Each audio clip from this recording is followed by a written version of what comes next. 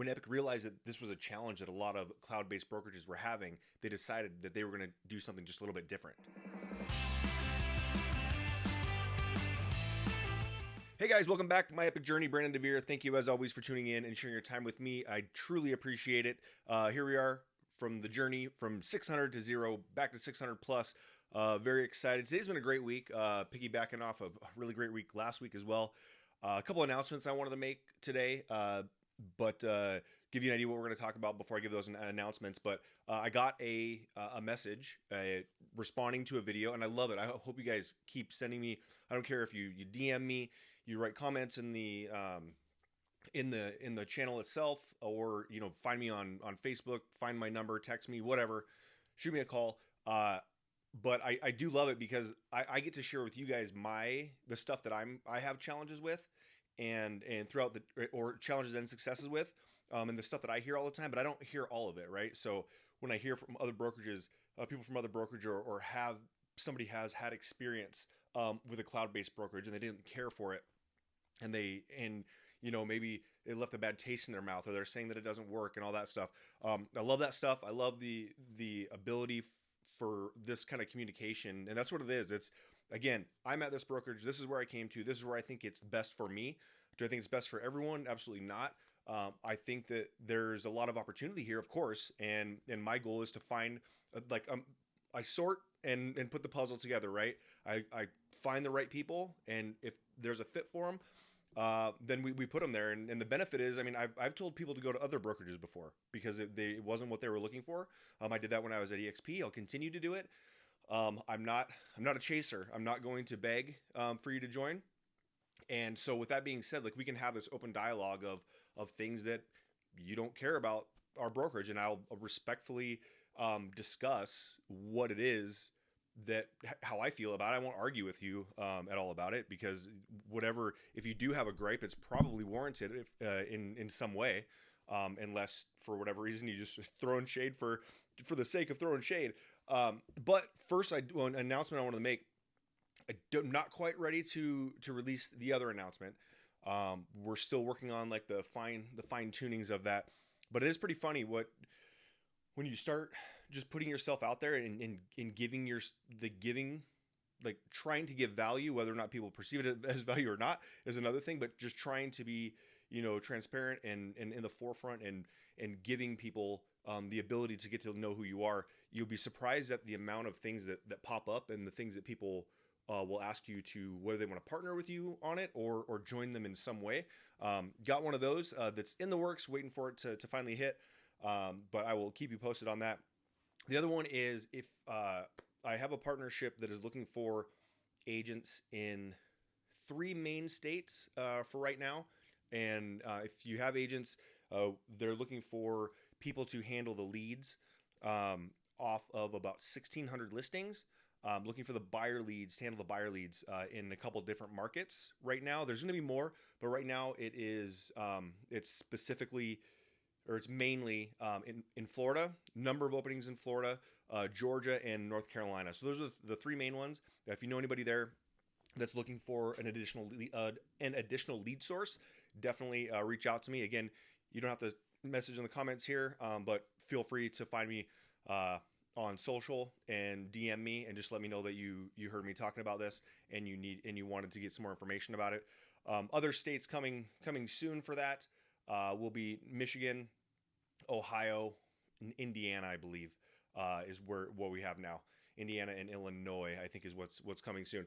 But also another announcement: if you are in the markets of Oklahoma or Colorado, we have just announced that we've opened those 2 states, and then we have coming soon is in South Carolina. So if you're in any of those states and you're curious about what Epique has to offer, feel free to reach out to me, and we'll discuss what works best for you. But now let's get to what it is that I kind of wanted to talk about, because I love this exchange that we can have. Is I got a message yesterday, and it was actually saw it this morning. So I saw this message this morning, and it was basically saying that there's challenges in the cloud-based model, and that they were with EXP before.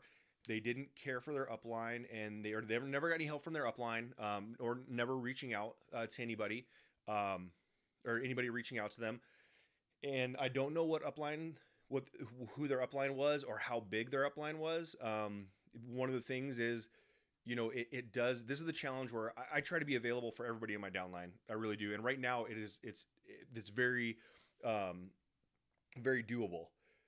The challenge is that there is going to be a challenge, because some of these uplines you might be one of several thousand, and sometimes, and I'm not making any excuses. I'm just saying that the logistics of, if you're one of several thousand agents and only, let's say, a third of them did a transaction, you're looking at 1,000 people that you're trying to reach out to. But I still understand your point as well, is that when you do something, you're hoping that someone's going to reach out to you and say, hey, good job, great listing, things like that. And that's something that does get lost. So I'll be quite honest with it. It does get lost. However, you're also probably not having like necessarily your broker may be doing it, but you're probably not having like the regional owner giving you graces. And that's where I would kind of put that, just based on the separation of, if you were somebody's level 7, and this wasn't clear in the comments either. So I don't know. This could be they weren't hearing anything from their direct sponsor. That is definitely an issue. That I definitely stay in contact with first level. Absolutely. And even second, I try to help all the way down as much as possible. Even when I was at EXP, I was working very, very closely with an agent that was on my level 4. And for anybody who knows how all that works, I was making much less on his production than I was in certain other areas. But I treated everybody kind of the same. He would take my book, the book that I wrote. Part of the reason that I wrote this book, I'll give you this whole transparency thing here. Part of the reason that I wrote the book was because so many people were just vomiting EXP. They're just vomiting it, including myself. My agents were like, hey, let's try to get more, let's grow our downline, whatever. But it was just vomiting. Like, nobody was paying attention to anybody. And so what I would recommend to people is, hey, if you listen to a podcast or watch a movie or whatever, documentary, whatever, reach out, see an article, send that to somebody and say, hey, I thought, like, whoever it reminds you of. I don't mean just make stuff up so that you're just this shallow, like, shell of anything, but like, give something, say that I listened to this the other day and it reminded me of you. Boom, check this out. Or like that Bert Kreischer podcast I've been talking about on Ed Milet for the last 2 weeks. I've sent that out. I can't even tell you how many people I sent that out to. I was like, listen to this. I think this is great. I think that you would benefit from this. But that's what I was trying to do with the book. So the book was going to be, hey, hand this book out. Tell people that your partner wrote this book and you thought it might be beneficial to them or beneficial to you. That way, when they have the book, you can reach back out and be like, hey, dude, what'd you think of chapter 6? I thought you might like that. Instead of reaching out again, hey, what'd you think about EXP? What'd you think about Epique? What'd you think about, like, what'd you think about LPT? What'd you think about Real? What'd you think?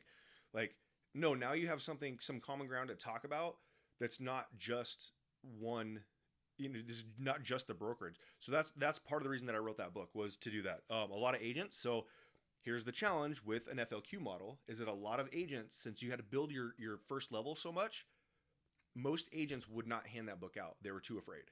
They were too afraid that I was going to come steal their front line. That's what the FLQ model does, is it creates that scarcity mindset instead of the abundance mindset. So now people give out, if I can get people to give out the book this time around, they give it out, they talk to me, we recruit them under the person who they brought. Like, that's how it was supposed to be done the first time, but people got nervous. And I say this because an agent on my level 4, he's actually up in Ontario, Canada, and what he would do is he'd take my book, he'd go out and do that exact thing. He'd meet with somebody, be like, hey, here's a book. My business partner wrote this. If should we try to see if we can get him on a call right now? And so he would text me, say, hey, Brandon, are you available? And I would text him back, yes or no. And he's like, are you available for a call? If I am, yeah, or not, or give me 5 minutes. 5 minutes, boom, call. We're having a conversation, that third-party edification. And that was level 4, right? So I've always kind of felt that. So if the question was all 7 levels, if somebody has several thousand in their downline, in their organization, and you're level 7 to them, and you're upset they're not reaching out, That's a little bit different because and like I said, even if they only had 500 agents closing a transaction that month, I mean, they would spend the entire month on the phone, like calling these agents out or calling to congratulate each transaction. Not saying that you shouldn't be acknowledged in any way by any means, but what I'm just saying, logistically speaking, like that person would just be making phone calls for like that would be their entire workday. But I definitely feel you if it's like level 1, 2, or 3, like right in that area, or if their downline wasn't very very big, because that is something that's very important. The other part of that was that that their broker, they couldn't get a hold of their broker. Right now, that's a challenge too. So Epique saw that because they also said in this comment that somebody was telling them to ask their upline should be there to help them with broker questions, which is not no.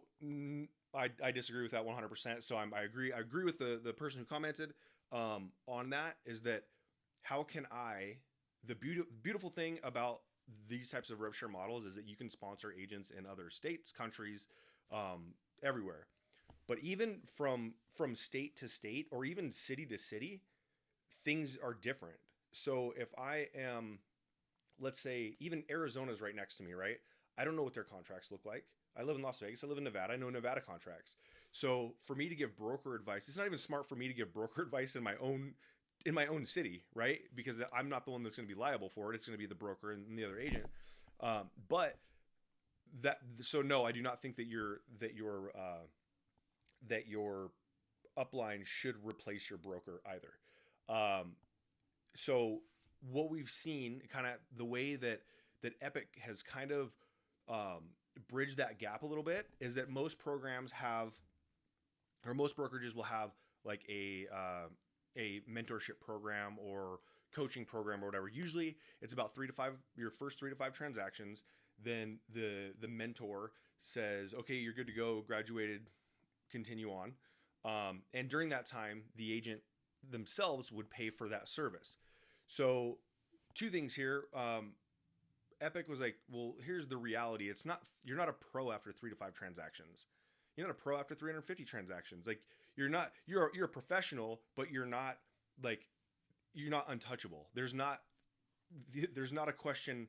You don't know everything there is to know about everything, right? So you're going to have to go to, everyone knows that part of the reason that people get into real estate is that each transaction is different. There's something different happening all the time. So you're eventually going to have to lean on someone, even if you've been in the business for 25 years. You're going to probably, I kind of chuckle right now because I think about all the people on Facebook that they're like, I've been in the business for 25 years and I know everything. So, but anyways, you've been in the business for 25 years. There might be something, 25 years and maybe you never dealt with solar panels. Like we have a bunch of deals with solar panels out here. Maybe you've never dealt with that. So you need help. So what Epique did is to bridge that gap. So you can have the help of your sponsor in certain things, like for company things, you should be able to reach up to your sponsor and be like, hey, what is this? How do we do this within the entire company? Now, when it comes to state specific stuff, and contracts and things like that, your sponsor is likely not going to be able to help you completely. It just depends on where they're at and what they can do. But to combat that, Epique decided to create what is called the area leader. So area leaders are an extension of the broker.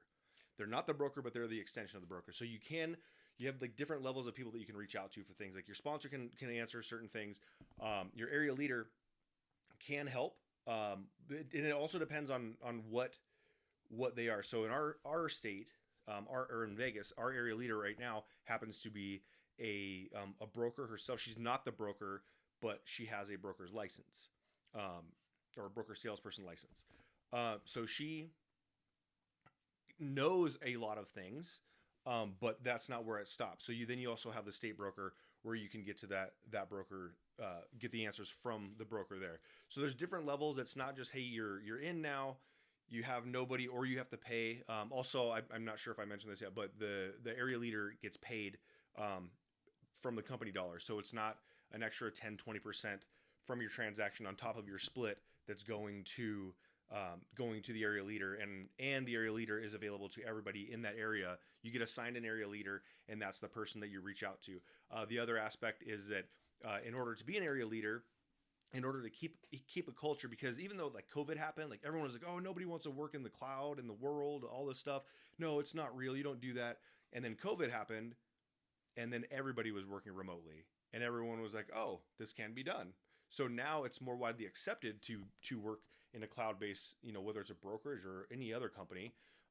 It's acceptable to do that. However, there is a human touch that people want. I mean, part of the reason that we do what we do is because we get to go take people out. We're touring homes. We're taking people on tours. Sometimes they're getting into our cars. Not, in my experience, it's not so much anymore. At least out here in Vegas, it's typically you meet here, and rarely ever are we all jumping in the same car and going to the next spot. But there is an element that you want to be around people. And so minimum once a month. So we do out here in Vegas. I'm not sure what everybody else is doing, but we meet at least once a week, sometimes twice a week in our local office, which is not everywhere has a local office, but in our case, we do. And so we meet twice a week, and then once, twice a week, again, meetings or Zoom meetings. You can do them Zoom or in person on a couple others. And then on top of that, we do once a month where we meet, and our area leader, Crystal, she basically sets up, we'll go to a different coffee shop, different part of town, and then we'll just kind of get to know each other, right? So in our office, which is a little bit different than it's not standard across all of Epique, but you could pop into the office during office hours anytime. And then if you, and in addition, you can show up to these events that we do once a month where we are, and it may increase based on, I don't know, I'm not sure, based on needs, I guess. If more people want to meet more than once a month, then we'll start to increase that. But that's the beauty of being a startup and such a young company, is because we can pivot and move and see, okay, what do we need? What are agents wanting? Like, this is I'm so glad I got this comment, because this is an actual comment that I get from agents when I talk to them, and they're like, well, what about, who do I talk to? Who do I do? All this stuff. They're great questions. And that is, and sometimes that once a month, or having that additional, having a sponsor plus an area leader in your own area.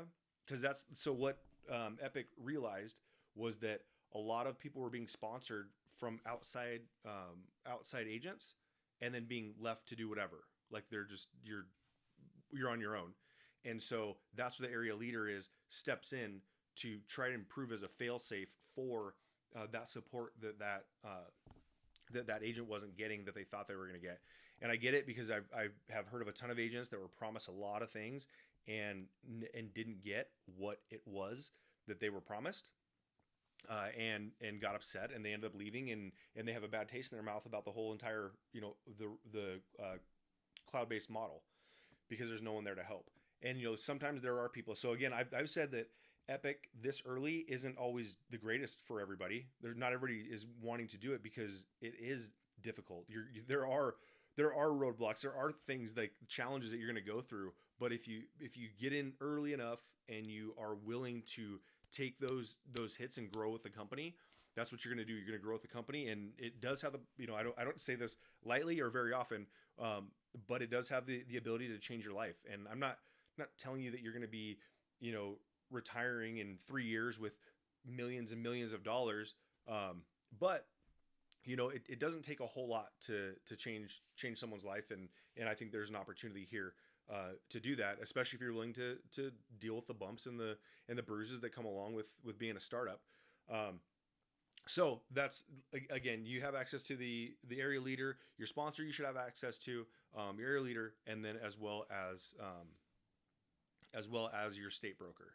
And as we grow, we will add more state brokers so that they can be handled. It's not just like, hey, you have one state broker that's going to sit in a tower somewhere and just wait and just sit there and collect a check from you. They will be involved in at different levels. And once you have, there's enough agents I think we're only at about 800 agents right now, and we grew by 400, no, almost 500. So maybe it's closer to 900 or 1,000 now, but we grew about 500 over the last 3 months. So it's growing fast. So new brokers and area leaders are going to pop up. So we do have that support. But again, totally understand if you need to be in a physical office and have someone like right down the hall that you can go knock on the door. And if you have that, great. But I do know also that this isn't limited just specifically or exclusively to cloud-based brokerages, because I've seen this and I've experienced it in brick and mortar where I didn't have access to a broker, and it took days to hear back. And a lot of the stuff I had to do was trial and error. And I also at a previous brokerage ended up I actually had the broker call me on multiple occasions asking me what I thought he should do. So I mean, I love the guy to death, but that's the reality, is it's not just cloud-based brokerages. So I know I went on a little bit of a rant today on that. Not really a rant, but I get excited when you guys are giving me great questions and things that are definite concerns, and I 100% understand them. Hopefully that answered it a little bit. It may not be enough for the person who posted that question to want to try again on a cloud-based brokerage, but I would definitely keep your ear to the ground, right? Keep your eyes and ears open as we move forward, and as the industry changes a little bit. All the overhead from buildings and things like that is going to cost a lot of money for brokers to keep open. And the way things are changing and things in the media and the news and all that stuff that are happening, you're going to start to see a spot where costs are going to need to be cut in certain areas. And I really think that we're going to have a lot more cloud-based brokerages popping up. And so I wouldn't just label cloud-based brokerages as they're all the same and they all suck, because there's a good chance that within the next 5 to 10 years, the majority of agents will be at one of these cloud-based brokerages. So just my opinion, don't know for sure, but as I see everything going and everything that I hear, that's would be my guess. But yeah, thank you again. Anybody else, please send me any message, any question, anything like that. I love to see what kind of conversations we can have. Again, this is a two-way conversation. I know I'm the one in front of the camera, but if you have things that you can send to me, I'll definitely try to respond to the majority of them, and hopefully I have a good answer for you. And if not, then I don't know. Not really sure, but thanks guys, and I will be back with you tomorrow. Have a great one.